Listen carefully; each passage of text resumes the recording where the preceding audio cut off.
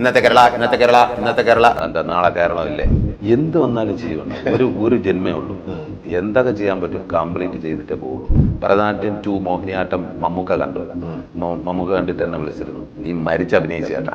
നീ മരിച്ചതിന് ശേഷമുള്ള അഭിനയം എനിക്ക് ഭയങ്കര ഇഷ്ടമായില്ല. ഇപ്പൊ ഞാൻ കഞ്ഞി കുടിച്ച് പോണത് കണ്ടിട്ട് നിങ്ങൾക്ക് നല്ല അസൂയാണല്ലോ. എന്നെ കൊണ്ട് സംവിധാനം ചെയ്തിട്ട് വീട്ടിലിരിക്കുക. അല്ല, അതിന്റെ ഒരു ആഗ്രഹം അങ്ങോട്ട് കയറിയിട്ടില്ല. ചിലപ്പോൾ സംഭവിച്ചേക്കാം. അവിടെയുള്ള തെലുങ്കായാലും തമിഴായാലും ഓഡിയൻസ് ആദ്യം എന്നെ കാണുമ്പോൾ പറയുന്നത് great India kitchen, Jana Gana Mana, Android Kunjappan, driving licence, adios amigos, ഇത് ഞാനല്ലേ? അതാ അല്ല കേട്ടാ, ഇത് നിങ്ങളല്ല, ഇപ്പൊ നേരാണ് നിങ്ങൾ. അപ്പൊ ഇവനാണ് ഇവൻ. ഞാനത് നന്നായിട്ട് ആസ്വദിക്കുന്നുണ്ട്. എല്ലാ ട്രോളന്മാർക്കും അറിയില്ല. എൻ്റെ അമ്മ അച്ഛനൊക്കെ പറയാറുണ്ട്, മക്കളെ ഈ അരി കിട്ടുന്ന വേഷവും കൊല്ലണ വേഷവും ചെയ്യരുത്. എൻ്റെ അമ്മയും എൻ്റെ വൈഫൊക്കെ ഭരതനാട്യം 2 മോഹിനിയാട്ടം കണ്ടിട്ട് വായി വിട്ട് ചിരിക്കുന്നു, കൈയടിക്കുന്നു. ഞാൻ പറഞ്ഞു, നിങ്ങളല്ല അടി കിട്ടണ വേഷം ചെയ്യരുതെന്ന് പറഞ്ഞിട്ട് ഇപ്പൊ ചിരിക്കും. പക്ഷെ ഇത് രസമാടാ. വൈഫ് പറഞ്ഞു, എനിക്ക് സാധിക്കാത്തത് വേറെ ആളെ ചെവി കണ്ടപ്പോൾ. നിങ്ങൾ തരുന്ന എല്ലാ സ്നേഹത്തിനും നന്ദി. ഈ പടങ്ങൾ കാണുക, എല്ലാ പടങ്ങളും കാണുക. എനിക്ക് തിയേറ്ററിൽ പോയി കാണും. ആരെങ്കിലും നല്ല തിരക്കഥയായിരിക്കും. ഉയർന്ന ശമ്പളവും മികച്ച കരിയറുമാണോ നിങ്ങൾ ആഗ്രഹിക്കുന്നത്? Join Axions.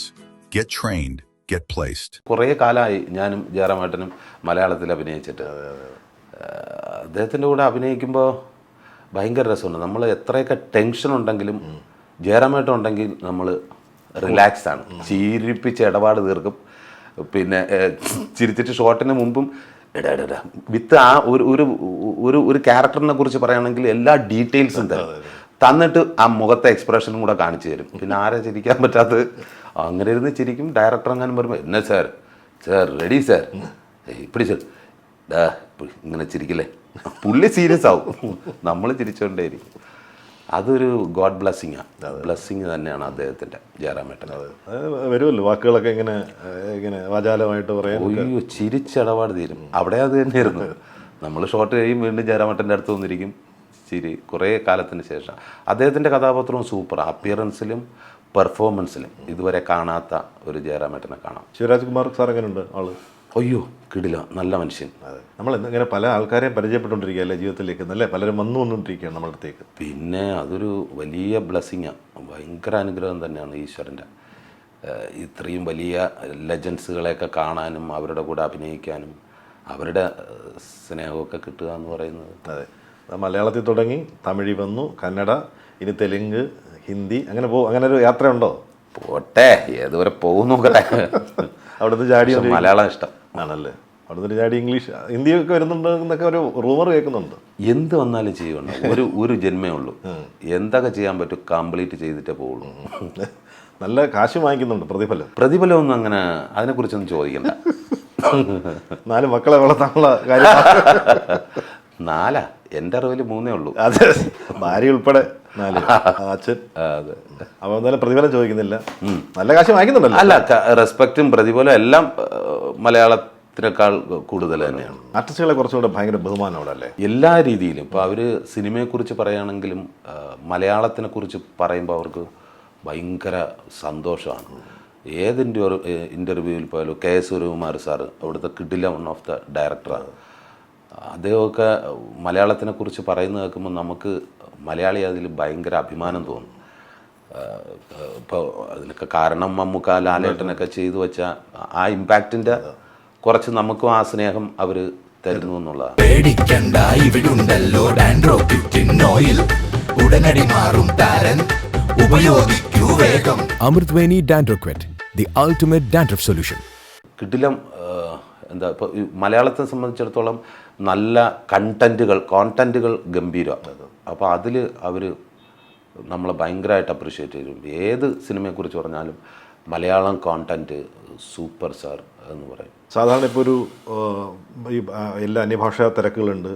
മലയാളത്തിൽ നായക തുല്യമായ വേഷങ്ങൾ, നായക വേഷങ്ങളെല്ലാം ചെയ്ത ഒരാൾ പിന്നീടൊരു ചെറിയ വേഷം ചെയ്യാൻ എല്ലാവരും മടിക്കും. നമ്മുടെ താരങ്ങളുടെ ഒരു നോക്കിയാൽ അങ്ങനെ തന്നെയാണ്. പക്ഷേ സുരാൻ സംബന്ധിച്ചുള്ള അതൊരു വലിയ അപവാദമാണ് ആ കാര്യത്തിൽ. കാരണം വെച്ചാൽ ഇപ്പോൾ ഇറങ്ങിയ മോഹിനിയാട്ടത്തിൽ പോലും കമ്പാരിറ്റീവ് സ്ക്രീൻ സ്പേസ് വളരെ കുറച്ച് ഒരു കഥാപാത്രമാണ്. പക്ഷേ വളരെ രസകരമായിട്ട് അത് പോകുന്നുണ്ട്.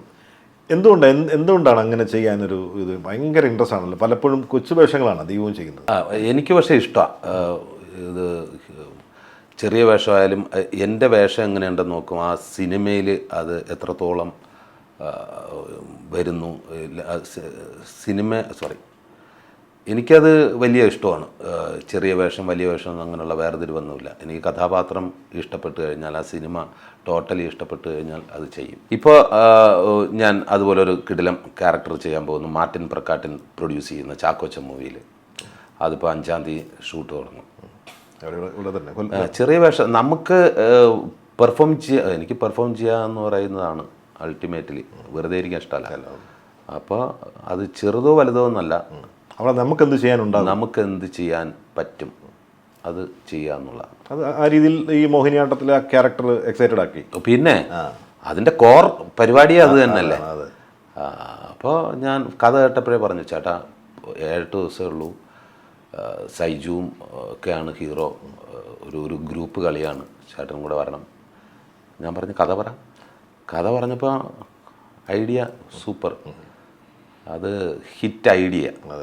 അത് ഡാർക്ക് ഹ്യൂമർ എന്ന് പറയുന്നത് ഇപ്പോൾ ട്രെൻഡായിക്കൊണ്ടിരിക്കുകയാണ്, അത് സ്വീകരിച്ചു തുടങ്ങി ജനങ്ങൾ.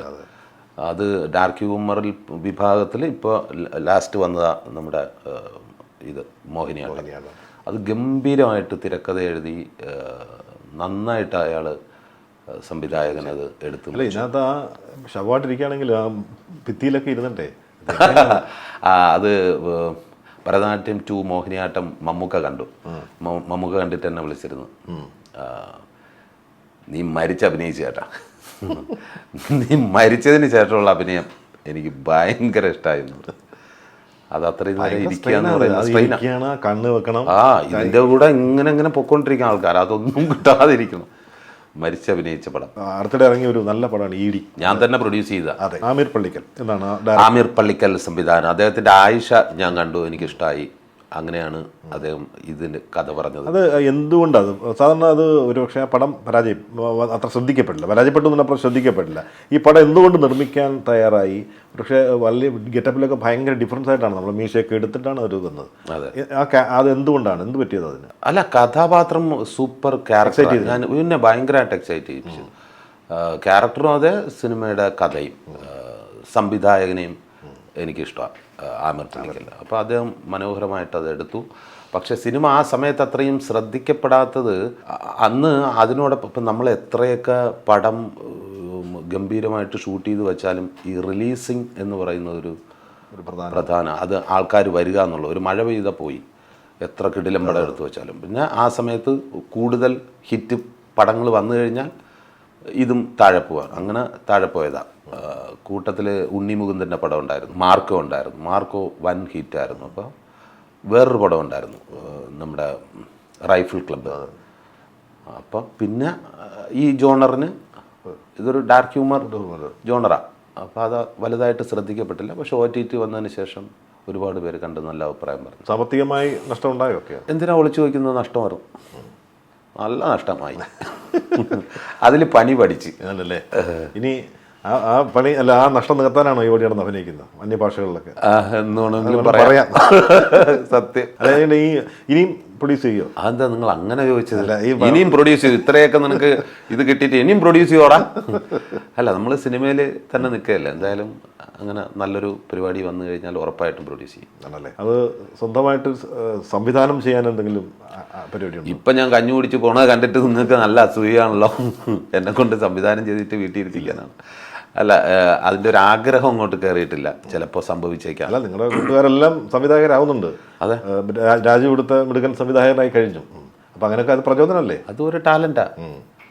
അത് ഭയങ്കര, അങ്ങനെ പുതിയ സംവിധായകർ വരട്ടെ. ഞാനും എൻ്റെ ആഗ്രഹം അത്ര അങ്ങോട്ട് കയറിയിട്ടില്ല. ഇപ്പോൾ അറിയാവുന്ന പണി, അത്യാവശ്യം അറിയാവുന്നുള്ള ഒരു പണി ചെയ്ത് അങ്ങ് പോവുകയാണ്. അല്ല, ഞാൻ നിർമ്മിക്കുമെന്ന് ചോദിച്ചാൽ സീരിയസ് ആയിട്ടാണ്. നിർമ്മിക്കും ഇനി അങ്ങനെ നിർമ്മിക്കും. നിർമ്മാണം പരിപാടികളുണ്ടല്ലേ? ഉടനെ ഉണ്ടോ? ഈ വർഷം ഉണ്ടോ? ഈ വർഷം ഇല്ല, നല്ല തിരക്കഥയ്ക്ക് വേണ്ടി വെയിറ്റിംഗ്. അങ്ങനെയാണെങ്കിൽ നിർമ്മിക്കും, ഉറപ്പാണ്. നിർമ്മിച്ചുകൊണ്ട് മുന്നോട്ട് പോകും. ഇനി പോലെ ഒരു നല്ല രസമുള്ള സിനിമയാണ് വികൃതി എന്ന് പറയുന്നൊരു പടം. വികൃതി പക്ഷെ അതും പ്രേക്ഷക ശ്രദ്ധ അധികം വരാത്തൊരു പടം. പ്രേക്ഷകരെ ശ്രദ്ധ അധികം തിയേറ്ററിൽ ആ സമയത്ത് അതൊക്കെ ഒരു ആക്ടർ എന്ന നിലയിൽ വലിയ വിഷമം ഉണ്ടാക്കിയിട്ടുണ്ടോ? പിന്നെ ഒരു ആക്ടറെ സംബന്ധിച്ചിടത്തോളം നമ്മൾ ആക്ട് ചെയ്യുന്നത് മറ്റുള്ളവർ കാണുക, അവരുടെ അഭിപ്രായം പറയുക, അത് തന്നെയാണ് ഒരു കലാകാരനെ സംബന്ധിച്ചിടത്തോളം അവൻ്റെ ഏറ്റവും വലിയ ഊർജ്ജം എന്ന് പറയുന്നത്. നമുക്കൊരു കോൺഫിഡൻസ് വരും. ഇപ്പോൾ തന്നെ ഋഷഭ് ഷെട്ടി സാറൊക്കെ ആ യൂത്ത് കണ്ടിട്ട് ഇത്രയും അഭിപ്രായം എഴുതിയൊക്കെ വരുമ്പോൾ നമുക്ക് ഒരു കോൺഫിഡൻസും ഒരു ഭയങ്കര പ്രചോദനവും കൂടെയാണ് അടുത്ത് ചെയ്യാൻ. വികൃതി അന്ന് തിയേറ്ററിൽ അധികം ശ്രദ്ധിക്കപ്പെട്ടില്ല, പക്ഷേ OTT-യിൽ ഒരുപാട് പേര് കണ്ടിട്ട് നല്ല അഭിപ്രായം പറഞ്ഞത്. എനിക്ക് പേഴ്സണലി ഇഷ്ടപ്പെട്ട സിനിമകളിലൊന്നാണ് വികൃതി. ഭയങ്കര അതിലെ കഥാപാത്രമായിരുന്നാലും കഥയായാലും ഒരു റിയൽ ഇഷ്യൂ ആണ്. പിന്നെ ക്യാരക്ടർ അത് ഭയങ്കര ഉഗ്രൻ ക്യാരക്ടർ, ഡഫ് ആൻഡ് ഡംബ് ആയിട്ടുള്ള ഒരാൾ. അത് ആ റിയൽ ആളിനെ ഞാൻ കുറേ ഒബ്സർവ് ചെയ്തിട്ടുണ്ട്. ആണല്ലേ? റിയലും ഇതുപോലെ ഡഫ് ആൻഡ് ഡംബ് ആയിട്ടുള്ള അച്ഛനും അമ്മയും ആ ട്രെയിനിൽ വെച്ചുണ്ടായ റിയൽ ഇഷ്യൂ ആണല്ലോ. അവരെ നന്നായിട്ട് ഒബ്സർവ് ചെയ്തു. പിന്നെ എൻ്റെ വീട്ടിൻ്റെ പരിസരത്തൊക്കെ ഇങ്ങനെയുള്ള ആൾക്കാരുണ്ടായിരുന്നു. അപ്പോൾ അതൊക്കെ എനിക്ക് ഭയങ്കര ഗുണകരമായി എന്ന് വേണമെങ്കിൽ പറയാം. അപ്പോൾ ഏറ്റവും ഒടുവിൽ ഈ പറഞ്ഞ ജനഗണ മന എന്ന് പറയുന്ന പാഠത്തിന് 2ാം ഭാഗം രാജു പറഞ്ഞത്, ഞാനതിൻ്റെ 2ാം ഭാഗത്തിൻ്റെ ഒരു വൺലൈൻ കേട്ടു എന്നുള്ളതാണ്. ഇൻട്രസ്റ്റിംഗ് ആയൊരു സാധനത്തിനകത്തുണ്ട് എന്നയാൾ പറഞ്ഞു. അപ്പോൾ ശരിക്കും അതിൻ്റെ ഏതെങ്കിലും അപ്ഡേറ്റ്സ് സുരാജിലേക്ക് എത്തിയിട്ടുണ്ടോ? ഇല്ല, ഇപ്പോഴറിഞ്ഞു. അതായിട്ട് അറിയാം? ആദ്യമായിട്ട്. അത് വരണം, എനിക്കും ആഗ്രഹമുള്ള ഒരു സിനിമയാണ്. അത് അന്ന് തൊട്ടേ ട്രൈ ചെയ്യുന്നു. പക്ഷേ തിരക്കഥാകൃത്ത് വിചാരിക്കണ്ടേ, സംവിധായകൻ വിചാരിക്കണം. ഡിജോ വേഗം അത് ചെയ്യൂ. എൻ്റെ ക്യാരക്ടർ സൂപ്പറായിട്ട് എഴുതും. ഗംഭീര വേഷമായിരുന്നു. ഗംഭീര വേഷം. പോലീസ് ഓഫീസർ എന്നൊക്കെ പറഞ്ഞല്ലേ? പിന്നെ നമുക്ക് പുറത്ത് പോട്ട് പോകുമ്പോഴാണ് മനസ്സിലാകുന്നത് നമ്മളെ മലയാളപ്പടം എത്രത്തോളം ആൾക്കാർ ഒരു പടവും മിസ് ചെയ്യാതെ കാണുന്ന ആൾക്കാരുണ്ട്. അന്യഭാഷയിലുള്ള തമിഴിലായാലും തെലുങ്കിലായാലും കന്നഡയിലായാലും. തെലുങ്കിൽ ഞാൻ യൂത്തിൻ്റെ പ്രൊമോഷന് പോയപ്പോൾ മലയാള സിനിമയെക്കുറിച്ച് അവർ ഭയങ്കരമായിട്ടാണ് സംസാരിക്കുന്നത്. ഭയങ്കര അഭിമാനം തോന്നും. അവർ എല്ലാ പടം, ഇപ്പം ഞാൻ കാണാത്ത പടങ്ങൾ വരെ അവരിങ്ങോട്ട് കണ്ടിട്ട് അതിൻ്റെ ഡീറ്റെയിൽ ആയിട്ടാണ് ഓരോന്ന് പറയുന്നത്. ഭയങ്കര സന്തോഷം തോന്നും. അപ്പോൾ അവിടെയുള്ള തെലുങ്കായാലും തമിഴായാലും ഓഡിയൻസ് വന്നിട്ട് ജനഗണമന ആദ്യം എന്നെ കാണുമ്പോൾ പറയുന്നത് Great Indian Kitchen, Jana Gana Mana, Android Kunjappan, driving Licence, അങ്ങനെയുള്ള പടങ്ങൾ. പിന്നെ അഡിഗോസ് അമീഗോസ് കിടിലം ക്യാരക്ടേഴ്സുമായിരുന്നു. അത് തന്ന എല്ലാ സംവിധായകർക്കും തിരക്കഥാകൃത്തുക്കൾക്കും നന്ദി. ജനഗണമന കണ്ടിട്ട് അതിലെ സുരാജിലൊരു സീനിലെ പ്രകടനം ഗംഭീരമായിരുന്നു എന്ന് പറഞ്ഞത് രാജമൗലിയാണ്. അന്നത്തെ സമയത്ത് അല്ലേ? അദ്ദേഹത്തിന്റെ ഇന്റർവ്യൂവിൽ പറഞ്ഞത്. പിന്നീട് അദ്ദേഹത്തിനെ കാണാനോ അങ്ങനെ സംസാരിക്കാനോ എന്തെങ്കിലും പറ്റിയോ? ഞാൻ ട്രൈ ചെയ്തു, പക്ഷെ പുള്ളി ട്രൈ ചെയ്തില്ല. കാണാനായിട്ടൊക്കെ ട്രൈ ചെയ്തിരുന്നു. സുഹൃത്തല്ലേ പൃഥ്വിരാജ്, പറഞ്ഞാൽ പോരെ? പൃഥ്വിരാജിന് മെസ്സേജ് അയച്ച് വേണമെങ്കിൽ പറയാം. ശരിയാ. അത് രാജമൗലി സാറിനെ പോലുള്ള ഒരാൾ ആ സിനിമ കണ്ടിട്ട് അത്രയും അപ്രീഷിയേറ്റ് ചെയ്ത് പറയാമെങ്കിൽ അത് എനിക്ക് കിട്ടിയ ഏറ്റവും വലിയൊരു അവാർഡാണ്. അത് എടുത്തു പറഞ്ഞ ആ കൊല്ലുന്ന സീനെ കുറിച്ച് ഗംഭീരം എന്ന് പറഞ്ഞു. താങ്ക് യു സാർ, എത്രയും പെട്ടെന്ന് നമുക്ക് ഒരുമിക്കാൻ പറ്റട്ടെ. ഇതൊക്കെ പറഞ്ഞിടണമെന്ന് എങ്ങാനും സാർ ഈ ഇന്റർവ്യൂ കണ്ടു കഴിഞ്ഞാൽ ശരിയാ, അവനൊരു വേഷം കൊടുത്തേക്കാം. അങ്ങനെയുള്ള അവസരങ്ങൾ നമ്മൾ പാഴാക്കാൻ പാടില്ല. ഇന്ത്യ മുഴുവൻ ശ്രദ്ധിക്കുന്ന 2-3 പടങ്ങളുണ്ട്. അത് സുരാജ് ചെയ്താണ് ഈ പറഞ്ഞ ഗ്രേറ്റ് ഇന്ത്യൻ കിച്ചൺ. അത് അന്യഭാഷയിലേക്ക് അത് റീമേക്ക് ചെയ്തു, ഹിന്ദിയിൽ. അതേപോലെ തന്നെ തമിഴിൽ KS രവികുമാർ സാറാണ് ആൻഡ്രോയിഡ് കുഞ്ഞപ്പൻ്റെ അത് ഞാൻ കണ്ടിരുന്നു. ഗ്രേറ്റ് ഇന്ത്യൻ കിച്ചൺ ഹിന്ദിയിലും തമിഴിലും എടുത്തു. ഹിന്ദി വേർഷൻ അത്യാവശ്യം നല്ല രസമുള്ള. പലരും ഇവിടുത്തെ അതിൻ്റെ ഇമോഷൻ അങ്ങ് കട്ടായി പോകും അവരൊക്കെ ചെയ്യുമ്പോൾ. പക്ഷേ ഇതൊന്നും കട്ടാവാതെ തന്നെ സാധാരണ അങ്ങനെയൊക്കെ സംഭവിക്കാറുണ്ട് സിനിമ റീമേക്ക് ചെയ്യുമ്പോൾ. പക്ഷേ ഇത് ഏറെക്കുറെ ഗംഭീരമായിട്ടുണ്ട്. ഇന്റർവ്യൂ തുടങ്ങിയ സമയത്ത് നമ്മൾ പറഞ്ഞ ഒരു അവാർഡിൻ്റെ കാര്യം. അത് സുരാജിന് നോമിനേഷൻ വന്നത് ഈ പടക്കളത്തിലെ സിനിമയ്ക്കാണ്. പടക്കളം കന്നഡയിലും തെലുങ്കിലും തമിഴിലുമൊക്കെ എന്താ അഭിപ്രായം. Manoj Suraj, big salute. ഞാൻ വിചാരിച്ചു ഇവിടെയൊക്കെ മാത്രമാണെന്ന്. അവിടെയൊക്കെ കോളിലൊക്കെ എല്ലാവരും പടക്കളത്തെക്കുറിച്ച് ഭയങ്കരമായിട്ടാണ് സംസാരിക്കുന്നത്. Thank you Vijay Babu sir. അല്ല, അവരുടെ കോമ്പിനേഷൻ നമ്മുടെ ഷറഫുദ്ദീൻ എനിക്ക് ഇഷ്ടപ്പെട്ടൊരു ആക്ടറാണ്, ഗംഭീര ആക്ടറാണ് ഷറഫിൻ്റെ. ഇപ്പോൾ മധുവിധു കണ്ടില്ല, വൈഫൊക്കെ പോയി കണ്ടിട്ട് നല്ല രസമാണെന്ന് പറഞ്ഞു. എനിക്കും കാണണം. അദ്ദേഹത്തിൻ്റെ കൂടെ ഇതിനു മുമ്പ് ഞാൻ അഭിനയിച്ചിട്ടുണ്ടായിരുന്നു റാഫി സാറിൻ്റെ ഒരു പടത്തിൽ ചെറിയൊരു വേഷം. ഇതിൽ നല്ല കോമ്പിനേഷൻ ഉണ്ടായിരുന്നു. പിന്നെ എനിക്ക് ആ സിനിമയുടെ ഐഡിയയും ഭയങ്കര രസമുള്ള പുതിയ ഐഡിയ, ഈ ബോഡി സ്വാപ്പിംഗ് എന്ന് പറയുന്നത് ഇതുവരെ വരാത്തൊരു ഐറ്റമാണ്. അപ്പോൾ മനു അത് ഗംഭീരമായിട്ട് ഡയറക്റ്റ് ചെയ്തു. സന്ദീപ് കിഡിൽ ആക്ടറാണ്. അവൻ ഭാവി വാഗ്ദാനമാണ് മലയാളത്തിൻ്റെ. മലയാളം മാത്രമല്ല എല്ലാ ഭാഷയിലും പോയി അടിച്ച് പൊളിച്ചിട്ട് വരട്ടെ. എനിക്ക് പേഴ്സണലി ഭയങ്കര ഇഷ്ടമുള്ള ആളാണ്. നമ്മൾ ഒരു കോളേജിലായിരുന്നു ഷൂട്ടെല്ലാം 10-24 ദിവസം. ആ കോളേജിൽ തന്നെയാണ്, അവിടെയാണ് നമ്മൾ താമസിച്ചത്. അപ്പോൾ എന്നും എല്ലാവരും നമ്മൾ ഒരുമിച്ച് പോയി ഫുഡ് കഴിക്കും. ഭയങ്കര കമ്പനിയിലായിരുന്നു. പടത്തിൻ്റെ ഐഡിയയും രസമായിരുന്നു. എൻ്റെ കഥാപാത്രവും എനിക്ക് ഭയങ്കരമായിട്ട് അല്ലാതെ കുറേ കാലത്തിന് ശേഷം ഒരു ഇളകിയാട്ടം കൊതിച്ചിരിക്കുകയായിരുന്നു. അതിൽ ശരിക്കും പടക്കളം ഒരു കൺഫ്യൂഷൻ എല്ലാവരും ഇരുന്നല്ലോ ഈ സ്വാപ്പിംഗ് ആകുന്ന സമയത്ത്, ആള് മാറുന്ന സമയത്ത്. അത് നമുക്ക് കൺഫ്യൂഷൻ ഉണ്ടായിരുന്നു. എടാ ഇത് ഞാനല്ലേ, അതാ നീയാ ഷൂട്ട് ചെയ്യുമ്പോൾ എല്ലാവർക്കും. പിന്നെ ഡയറക്ടർ അല്ല കേട്ടാ, ഇത് നിങ്ങളല്ല, ഇപ്പം ഇങ്ങേരാണ് നിങ്ങൾ. അപ്പൊ ഇവനാണ് ഇവൻ. എല്ലാവരും ചോദിച്ചില്ലേ അന്ന് റിവ്യൂ പറയുന്ന നമ്മുടെ അശ്വന്ത് കോക്കൊക്കെ പറഞ്ഞു, എന്തായാലും അവർ ഇത് ഷൂട്ട് ചെയ്ത സമയത്ത് അവർക്ക് കൺഫ്യൂഷൻ ഉണ്ടായിരുന്നായിരിക്കും. സത്യോടാ ഉണ്ടായിരുന്നു. ഇച്ചിരി പാട് വിട്ട് ആ സമയത്ത്. അത് കിട്ടിക്കഴിഞ്ഞപ്പോൾ പിന്നെ ബാക്കിയെല്ലാം എല്ലാവരും ചോദിക്കുന്നുണ്ട് എപ്പോഴാണ് ആ പഴയ സുരാജിൻ്റെ. സത്യം പറഞ്ഞാൽ എനിക്ക് എന്നെ മിസ് ചെയ്തു തുടങ്ങി. ഞാനും വെയിറ്റ് ചെയ്തിരിക്കുക നല്ല ഒരു മുഴുനീള കോമഡി ചിത്രം. വെയിറ്റിംഗ്, നല്ല തിരക്കഥയ്ക്ക് വേണ്ടി. ആരെങ്കിലും നല്ല തിരക്കഥയായിട്ട് എന്നെ സമീപിക്കും. കുറേ കേൾക്കുന്നുണ്ട്, ഒരുപാട് കേൾക്കുന്നുണ്ട്. പക്ഷെ പുതിയ ഐഡിയാസും ഇതൊന്നും ഇല്ലാത്തതുകൊണ്ട് വീണ്ടും ആ പഴയതിലേക്ക് പോകണ്ടെന്ന് വിചാരിച്ചിട്ടാണ്. പഴയ സിനിമകളൊക്കെ എപ്പോഴും കാണുമ്പോൾ എന്ത് തോന്നാറുണ്ട്. പണ്ടത്തെ ഈ തമാശ രംഗങ്ങളും ഇപ്പോൾ ട്രോളിനായാലും ഇപ്പോൾ ഒരുപാട് എടുത്തൊക്കെ സുരാജിൻ്റെ ഇതാണ് ഈ വരുന്നത് മീംസ്. അതൊക്കെ എങ്ങനെ എൻജോയ് ചെയ്യുന്നത് ശരിക്കും? ഭയങ്കര സന്തോഷമല്ലേ.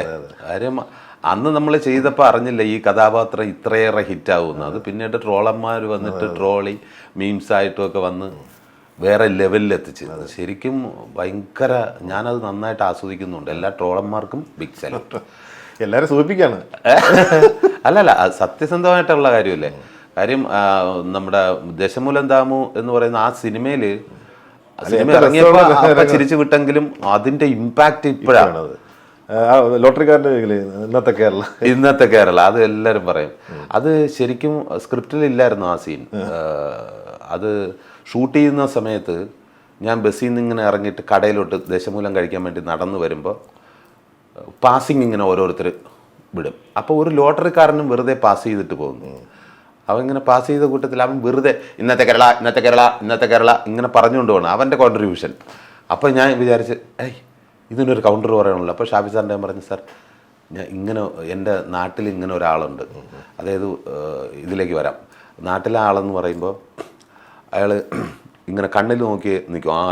ഉള്ളിൽ പേടിയുണ്ട്, ആളുടെ പേര് ഞാൻ പറയുന്നില്ല, പക്ഷെ കണ്ണിൽ ഇങ്ങനെ നോക്കി നിൽക്കും. ആരെങ്കിലും ചെന്ന് വഴിയൊക്കെ ചോദിക്കും. ഈ അഡ്രസ്സിലുള്ള അറിയില്ല, അവനെ മുഖത്ത് നോക്കിയിട്ട് കീറി കളഞ്ഞിട്ട് അറിയില്ല എന്ന്. അപ്പോൾ അതെനിക്ക് പെട്ടെന്ന് ഓർമ്മ വന്നു. അതുകൊണ്ടാണ് ഞാൻ പറഞ്ഞത് ഇന്നത്തെ കേരള എന്താ നാളെ കേരളം ഇല്ലേ, വലിച്ചു കീറിക്കളയും. അപ്പോൾ അതെല്ലാം സ്പോട്ടിൽ സംഭവിച്ചതാണ്. ഈ അന്നൊക്കെ ശരിക്കും ഇടി വാങ്ങിക്കാൻ വേണ്ടി ഒരാളുണ്ടായിരുന്നു, അത് സുരാജായിരുന്നു. എല്ലാവരുടെയും ഇടി വാങ്ങിക്കാനുള്ളതാണ്. ഇടി ഇല്ലെങ്കിലും ഞാൻ ആ സിറ്റുവേഷൻ ഉണ്ടാക്കും. സാർ ഇങ്ങനെ എനിക്ക് ഇടി കിട്ടണ ഒരു രംഗമുണ്ട്, അത് ഭയങ്കര ഇഷ്ടമാണ്. എൻ്റെ അമ്മ അച്ഛനൊക്കെ പറയായിരുന്നു, മക്കളെ ഈ അടിയും കിട്ടണ വേഷവും ഈ കൊല്ലണ വേഷമൊന്നും നീ ചെയ്യരുത് എന്ന് പറഞ്ഞിട്ട് എൻ്റെ അമ്മയും എൻ്റെ വൈഫൊക്കെ ഈ ഭരതനാട്യം ടു മോഹിനിയാട്ടം കണ്ടിട്ട് കൈവിട്ട് ചിരിക്കുന്നു, കൈയടിക്കുന്നു. ഞാൻ പറഞ്ഞു, നിങ്ങളല്ലേ അടി കിട്ടണ വേഷം ചെയ്യുന്നതെന്ന് പറഞ്ഞിട്ട് ഇപ്പം ചിരി. പക്ഷേ ഇത് രസമാടാ. വൈഫ് പറഞ്ഞു, എനിക്ക് സാധിക്കാത്തത് വേറൊരാളെ ചെയ്ത് കണ്ടപ്പോൾ. അത് ഓരോ നല്ല നല്ല തിരക്കഥയാണ് മെയിൻ. സിനിമകൾ ഇവരെല്ലാം കാണുമല്ലേ? എല്ലാ സിനിമയും കാണും. അഭിപ്രായങ്ങൾ ഫാമിലി ഏത് സിനിമ റിലീസായാലും വീട്ടിൽ നിന്ന് വൈഫും കുട്ടികളും ഞാനും പോയി കാണും. എല്ലാം കാണും. എനിക്ക് കുറച്ച് പടങ്ങൾ ഇപ്പം മിസ് ചെയ്ത്, എന്നാലും ഇപ്പം ഇറങ്ങിയ എല്ലാം കണ്ടു. വാഴ 2 കണ്ടു, ഉഗ്രനായിട്ടുണ്ട്. വാഴ 2 ഒക്കെ ദുബായിലൊക്കെ എല്ലാ സ്ഥലത്തും വൻ കളക്ഷനാണ്. ഇന്നലെ അവിടെ ചെന്നപ്പോൾ പറഞ്ഞു ഇവിടുന്ന് 20 കോടി കളക്ട് ചെയ്തു. ഞാൻ പറഞ്ഞു ആഹാ ഭയങ്കര സന്തോഷമല്ലേ. ഈ ഇമോഷണൽ രംഗങ്ങളൊക്കെ വരുമ്പോൾ കരയാറുണ്ട്. പിന്നെ ആണല്ലോ. അത് സ്ക്രിപ്റ്റ് കേൾക്കുമ്പോഴും നമ്മൾ അതിൽ തന്നെ ഇരിക്കുകയാണെങ്കിൽ എനിക്ക് കരച്ചിൽ വരും. ഞാൻ ഇങ്ങനെ കരയും. ഈ യൂത്തിലെ അവൻ പെർഫോം ചെയ്ത് കാണിച്ചപ്പോൾ ഞാൻ ഇരുന്ന് കരഞ്ഞുപോയി. അതിപ്പോൾ കഥ കേട്ടാലും കരയും. ചിരിക്കുന്ന സ്ഥലമാണെങ്കിൽ ചിരിക്കും. ഇമോഷനൊക്കെ ബേസ്റ്റ് ഔട്ട് ആവും അപ്പം തന്നെ. അതെ. അപ്പോൾ ഈ കരയുന്നുണ്ട് പിന്നെ അവരും പറയാറുണ്ടോ? ഒന്നുമില്ല. ആര്? വൈഫൊക്കെ പറയാറുണ്ട്. അവരും കരയുമായിരിക്കും. പക്ഷെ അവരിങ്ങനെ മോള് ഇടയ്ക്ക് പറയും സിനിമ കണ്ടിട്ട് എന്തിനു കരയണം. ഞാൻ പറഞ്ഞു അത് വന്നുപോയി. അവളും കരയും. അതെ. അപ്പോൾ അച്ഛൻ്റെ പഴയ പടങ്ങളും കാണുമ്പോൾ കുട്ടികളെല്ലാം പറയാറുണ്ടോ? ചിരിക്കും. അങ്ങനെ അത് മോശമായിപ്പോയി ഇത് കോളായിപ്പോയി അങ്ങനെയൊന്നും പറയാനൊന്നും അറിയില്ല. അവരുടെ ഏറ്റവും ഇഷ്ടപ്പെട്ട പടം ഏതാണ് അവർക്ക്? അത് ഇതുവരെ ചോദിച്ചിട്ടില്ല. ഇനി ചോദിക്കാം. എല്ലാ പടവും ഭക്ഷണം ഇവിടുന്നാണല്ലോ, അപ്പോൾ അതുകൊണ്ട് എല്ലാ പടവും അവർക്ക് ഇഷ്ടപ്പെടും. അതെ. ഡാൻസുകാരി മോളും ചെയ്യുന്നു. ഡാൻസർ തന്നെ ഹൃദയ. ഇപ്പോൾ 7ാം ക്ലാസ്. മോൻ അവൻ 10ൽ. രണ്ടാമത്തെ ആളാ 10ൽ. മൂത്തവൻ ഡിഗ്രി ആയി. അവൻ യുകെയിലാണ്. AI കോഴ്സ് കമ്പ്യൂട്ടർ എഞ്ചിനീയറിംഗ് ആണ്. അപ്പോൾ എല്ലാവരും വലിയ കുട്ടികളായി. എൻ്റെ മനസ്സിൽ ഇവരെല്ലാം നമ്മൾ ആ ഫാമിലി പടം എടുത്തത് കുറേ വർഷങ്ങൾക്ക് മുമ്പാണ്. അപ്പോൾ ആ കുട്ടികളായിട്ട് തന്നെയാണ് എൻ്റെ ഇരിക്കുന്നത്. ആ നൃത്തം ഒരു മോളുടെ ഹൃദയയുടെ ഗുരുവായൂർ അരങ്ങേറ്റമാണ് നമ്മുടെ ചാനലിലെ ഏറ്റവും കൂടുതൽ 1.6 മില്യൺ ആൾക്കാർ കണ്ട വീഡിയോ. അതിനെ ഇതുവരെ ബ്രേക്ക് ചെയ്തിട്ടില്ല വേറൊരു വീഡിയോ. അതിൻ്റെ ഇത് അവൾ അറിയണ്ട. അതെ. അതിൻ്റെ ചില റോയൽറ്റി വയ്ക്കില്ലേ ചോദിക്കും.